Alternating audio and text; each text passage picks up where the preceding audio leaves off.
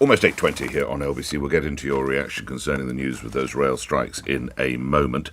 But let's turn to another story which involves this winter and the heating in schools and colleges in England. Will be allocated a share of £500 million to spend on energy efficiency upgrades, which will help them obviously save on costs and also possibly cut down on consumption. Here with details on that is Conservative MP and Schools Minister Nick Gibb, joining me now. Good to see you again, Minister. How much of the £500 million will they get, and how do they get their hands on it? Good morning. Good morning. Good to see you too, Nick. So a typical primary school will be getting about £16,000. A typical secondary school, about £42,000, and it's to be spent on. And they get the money straight away, and it's to be spent on things like lagging pipes or LED lighting or better thermostat control, things that they can rapidly put in place in schools to help bring down the costs of energy. And of course, over this winter, they'll be covered by the energy bill relief scheme as well.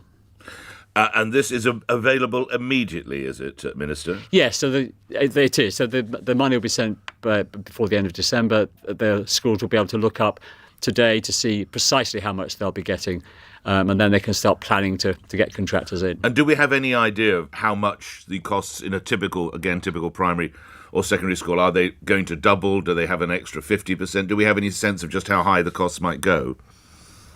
Well, in terms of the costs schools generally face, 80% of their costs are staff, and the other 20% are for other items. So it's not a huge proportion of a school's budget, but we do know that but for the energy relief scheme, bills would have gone very significantly higher than they have been in the past, and this is designed for the longer term, so that schools can actually save money on the amount of energy they're consuming. All right. While I have the benefit on the line regards other matters and indeed staying with our schools, I'm sure you'll be aware of the tragedy of some people dying from strep A, and it's reported there's a possibility that antibiotics, penicillin, could be given to all children in primary schools where there has been a case of strep A as a preventative measure. Can you confirm that's going to take place, Minister? Well, it is absolutely tragic for those families who've lost a child because of this bacteria infection. And the UK Health Security Agency are working very closely with the schools involved and with the parents at those schools to provide specific advice to them. The advice generally from the UK HSA is for parents to monitor symptoms, so high fever, sore throat, a red or raised rash on the skin. These are the symptoms of invasive strep A, and they should take action by phoning 111 or see their GP if their child does show their symptoms.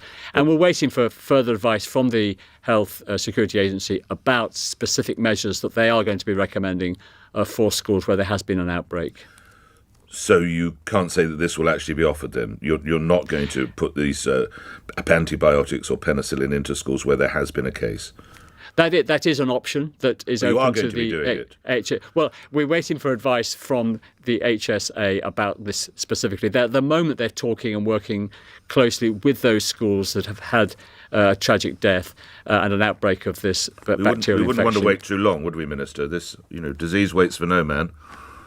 Indeed, and that's why they're working right now with those schools and providing specific advice to them. But an option is, of course, for having a prophylactic approach to antibiotics for schools that have had an outbreak. That is one of the options that the Health Security Agency are considering. How do you react to the news that the biggest rail union has called for fresh dates for strike action over the Christmas period? Many of the good folk of Bognor Regis and Littlehampton, your constituency, I would imagine, rely considerably on their railways, Minister. Yes, indeed, and for Christmas travel and also commuting. This is not a way to conduct negotiations. The Railway Delivery Group offered an 8% pay rise for over the next 2 years, and the RMT has not even put that proposal to its membership. And I would say to the unions, we do understand, of course, the costs that families up and down the country are facing as a consequence of higher energy prices and the cost of living going up. But this is not the way to negotiate. They need to get round the table, talk to the employers and come up with a settlement, not hold the country to ransom, not disrupt people's Christmas plans. This is the one time of the year when families want to get together, and causing this kind of disruption in the cold weather is simply not acceptable, and there's no need for it. We do need to make sure that pay settlements in the public sector are in line with pay awards outside the public sector, which are between 4% and 6%. So being awarded 8% over 2 years is a good settlement, and I hope the employers and the unions will keep negotiating and not disrupt people's lives. Going back to your school brief, where are you on the online safety bill as the school's minister? What negative or otherwise impact does social media have on our country's school children? You'll be aware of the campaigning group, and yesterday I spoke with Judy and Annie Thomas, who are the parents of Frankie Thomas, who took her life aged 15 after viewing harmful social media. They and others are calling for a clampdown. Your views, Minister? The social media is a very different thing from when we were at school, and I don't think children it existed when I was at school. Well, no. I'm afraid it didn't. No, Hadn't been invented. They didn't even have fax machines when I was at school, Nick. But do go on. Well, you can imagine what a child's life is like Yes. today with bullying. And in my day, if you were bullied, you'd go home and then you were free from it. But it continues into the bedroom. It continues in on social media, and then there are worse things still. Of people advising children to take measures on self-harm and suicide.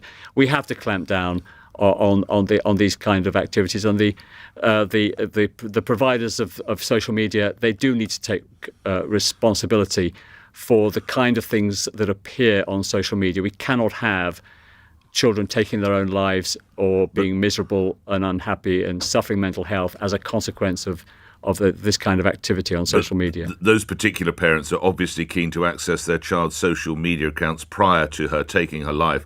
Currently, that is blocked. Why won't the government allow that amendment? Well, this is an issue that's going through the House of Commons. We have to take a balanced approach to how we deal with social media, making sure that the privacy issues are there. But I do understand the concerns of those parents about making sure that children are protected. And that's what these measures, the online safety bill, seeks to do, to protect children in particular from harmful harmful images. And in this tragic case, of course, this young girl has already taken her life, and they, understandably for closure, would like to see what they access there. Surely you would support that, Minister? Well, what the online safety bill enables parents to do is to select what things people are able to see, both for children or what they are able to see, and what the adults themselves can choose to have on their social media. So it's about balancing free speech, but also making sure that the decision making about what you see and what comes onto your own social media, that you have control over that as a consumer, and that's an important element of this legislation. Lastly, the final set of headlines we turn to. The government has axed its target to build 300,000 homes a year, as you'll be aware. What is the new target? What would you and your colleagues hope to deliver for next year?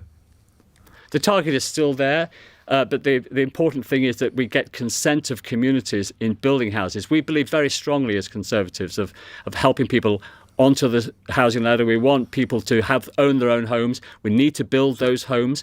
But the way you deliver those targets is by having consent of local communities to take into account the particular local pressures, like the constraints on whether you're near a national park or you think you'll hit your 300,000 target next year then, Minister? Well, there are very particular market issues at the moment in terms of house building. We built 235,000 homes last year. And if you look at the last 4 years, 3 of the last 4 years, we had the biggest increases in housing supply in 30 years, in 3 of those last 4 years, 2.2 million homes since 2010.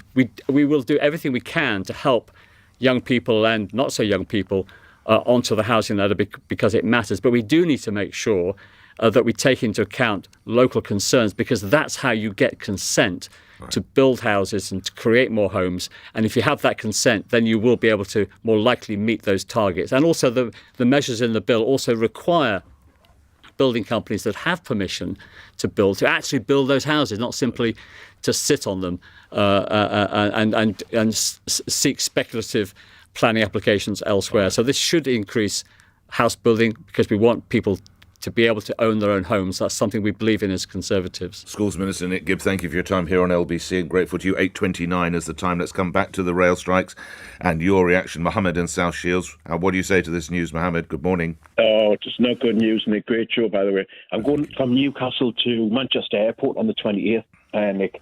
Now, what people need to realise is the East Coast Main Line's not working from Durham all the way to York. There's engineering works, nothing's happening. So they said, we'll get you via Carlisle.